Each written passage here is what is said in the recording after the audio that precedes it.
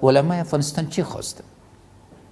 تشدید جنگ نخواستن، صلح خواستن، یک صلح واقعی خواستن. بنابراین اگر طالبان یک عده محدود طالبان فکر میکنن که هنوزم شمه مشروعیت دینی دارن، این ختم شد. رد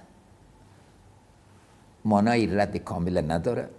این مثل عزیز که وقتی که درخواست عروسی میکنین فامیل عروس بار بار نمیگه او در حقیقت انشالله تعالی به آخات رسیدیم.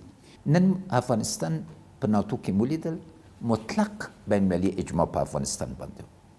آیا پاکستان ته دا رقم اجماع سته په بین المللي ټولنې کې؟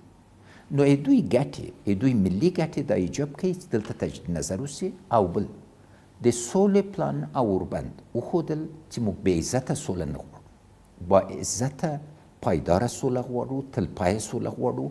او دلته موږ دریځ داده چې طالبان مستقل دي، باید خپل مستقل تصمیم ونیسي، اما پاکستان دې ته لازمي ده چې په سم مسیر باندې مرسته وکړي. درېیمه مسله دا ده چې توریزم یو افراطیت یو لوی خطر ده. زه د پاکستان ولس ته تسل وایم، اوس هم ولیدل چې داعش نه یوازې د افغانستان انتخاباتو باندې بریدونه کوي، د پاکستان انتخاباتو باندې بریدونه کوي. دا شومې پدیدې او شبکې باید په مشترکه توګه وارسو. په کاغذ کې ډېر ښه مخکې تللي یو، عمل غواړو. زه نه امیدواره یم نه ناامیده. زه تمرکز لرم چې د افغانستان ملي ګټې په لاس راسي او انشاءالله تعالی په لاس راسي.